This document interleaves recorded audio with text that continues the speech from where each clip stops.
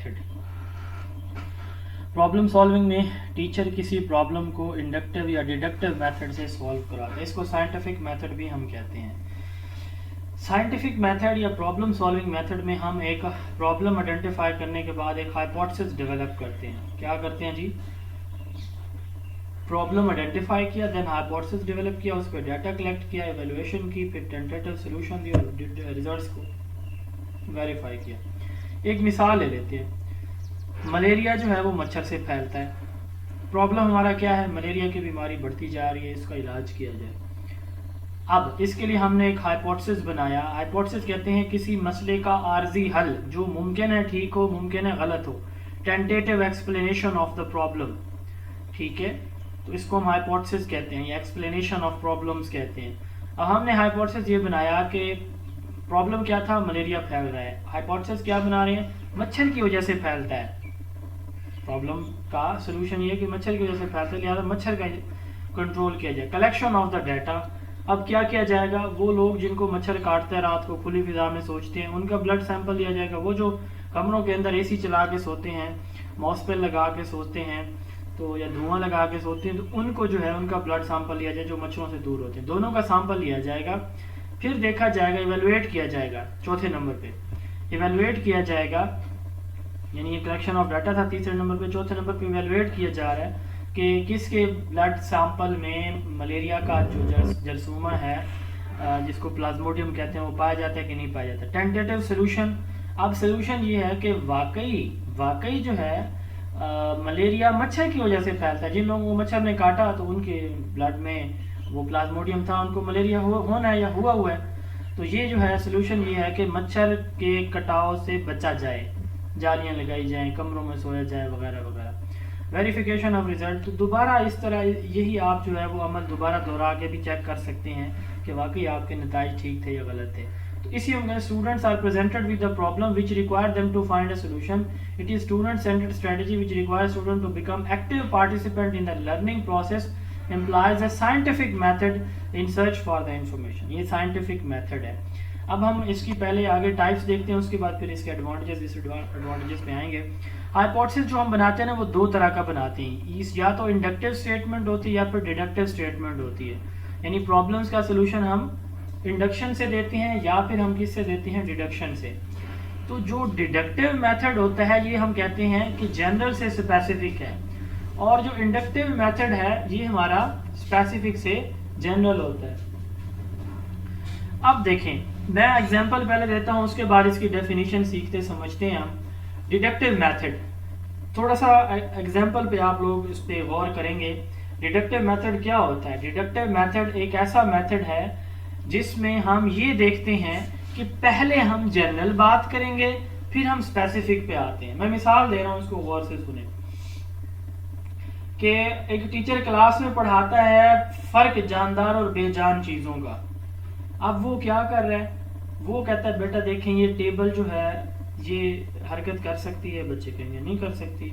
अच्छा, मैं हरकत कर सकता हूँ? बच्चे कहेंगे यस। कहते मैं सांस ले सकता हूँ? यस। टेबल ले सकती है? नो। टेबल खुद ब खुद आगे रिप्रोड्यूस हो सकती है? कोई बच्चे शच्चे पैदा कर सकती है? No sir. मैं? Yes sir. अब देखें उसने एग्जाम्पल दी है। वो कहता है बेटा ये टेबल जितनी ये नॉन लिविंग है, तो जितनी भी नॉन लिविंग थिंग्स होंगी वो ना सांस लेती है, ना हरकत करती है, ना रिप्रोड्यूस होती हैं। ठीक है, अब पहले उसने एग्जाम्पल दी है, फिर उसने कहा कि जितनी भी, यानी फैला दिया उसने अपनी बात को वो सारी दुनिया के अंदर मौजूद नॉन लिविंग थिंग चीज़ों के ऊपर। फिर उसने इसी बात को वो दूसरे तरीके से पढ़ा सकता है। वो क्या करता, पहले बोर्ड के ऊपर लिखता कि नॉन लिविंग की ये खसूसियात हैं, वो ना सांस लेती है, ना हरकत करती है, ना रिप्रोड्यूस करती होती है। और जो लिविंग थिंग्स हैं वो सांस लेती हैं, हरकत करती हैं, रिप्रोड्यूस हो सकती हैं। अब ये उसने खसूसियात लिख दी सारी की सारी living and non living things की। अब वो एग्जाम्पल पे बाद में आता है। ये हमारी इंडक्शन और डिडक्शन है। अब जो पहले मैंने आपको बात बताई वो इंडक्शन थी, दूसरी वाली डिडक्शन। जब जिसमें पहले एग्जाम्पल दी जाती है और बाद में सब पे उसको फैला दिया जाता है, वो इंडक्शन होती है। सोक्रात ने, सोक्रेटिस ने वैसे इस पे काम किया था, लेकिन प्रॉपर वे में फ्रांसिस बैकन ने ये टर्म इंडक्शन जो है वो इंट्रोड्यूस करवाई थी।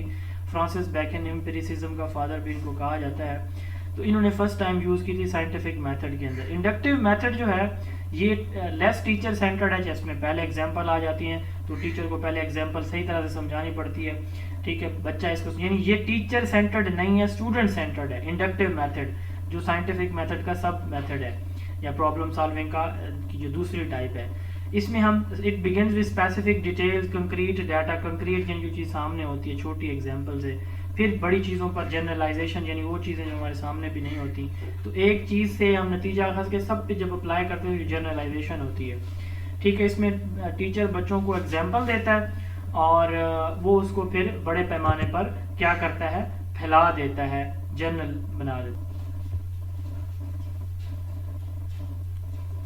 اچھا اب دیکھیں، یعنی یہ انڈکشن ہے، پہلے ایگزامپل، پھر جو ہے وہ کہاں پہ جا رہا ہے، پھر وہ جنرل پرنسپل سے جا رہا ہے.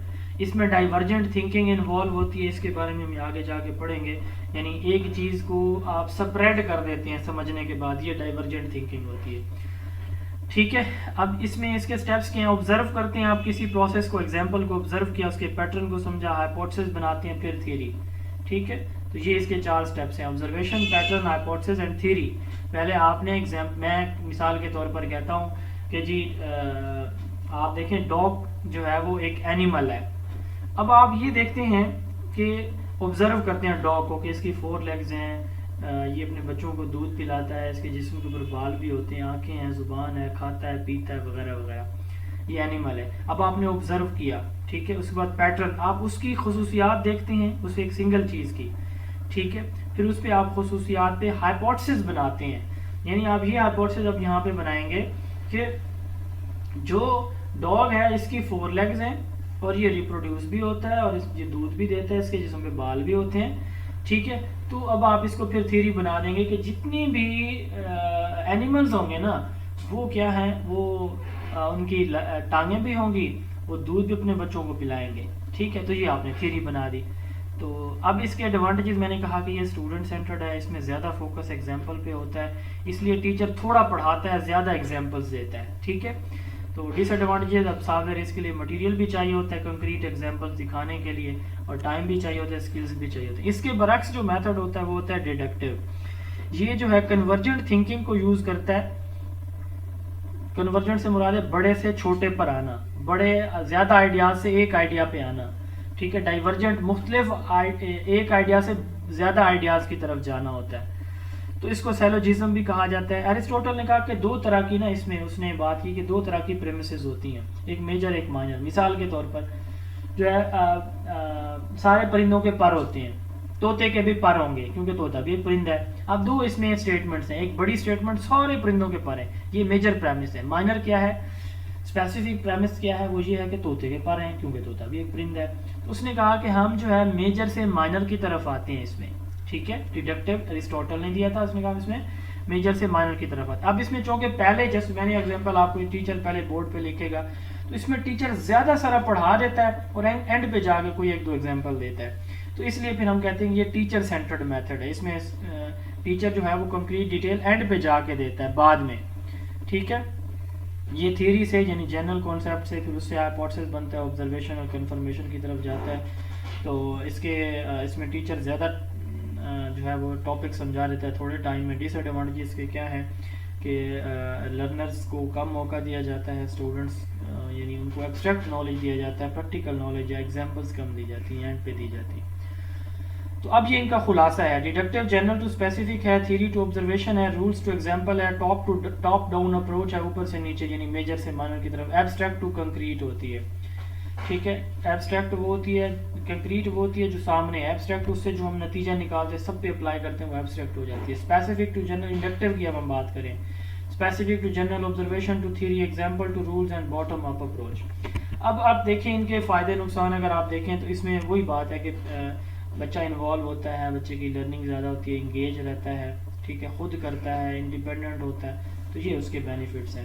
اور ٹائم ڈس ایڈوانٹیج میں ٹائم زیادہ لگتا ہے، پلاننگ زیادہ کرنی پڑتی ہے، ٹھیک ہے. سارے سبجیکٹس کے لیے بھی یہ فیزیبل نہیں ہے کیونکہ ٹائم ٹیکنگ ہے. پیئر پرابلم سالونگ ایک ڈیفینیشن ہے کہ ٹیچر جو ہے 2 بچوں کو دیتا ہے، جو ایک بچہ ہے وہ اونچی آواز میں جو پرابلم اس کو ملا ہوتا ہے وہ سوچتا ہے، دوسرا اس کو سنتا ہے، پھر دوسرے والا بولے گا، پہلے والا اس کو سنے گا. اس کو پیئر پرابلم سالونگ کہتے ہیں. ہم اپنے بچوں کو اکثر کہتے ہیں کہ بیٹا یہ تو کوئی آپ کے لیے مسئلہ ہی نہیں ہے، آپ کر لو گے. اس کو ہم ایجوکیشن کے اندر افرمیشن کہتے ہیں، یعنی بچوں کو موٹیویٹ کرنا، یو کین ڈو، آپ کر سکتے ہو بیٹا. یہ ہماری کیا کہلاتی ہے؟ افرمیشن کہلاتی ہے ہماری اس میں ایجوکیشن کی ٹرم میں.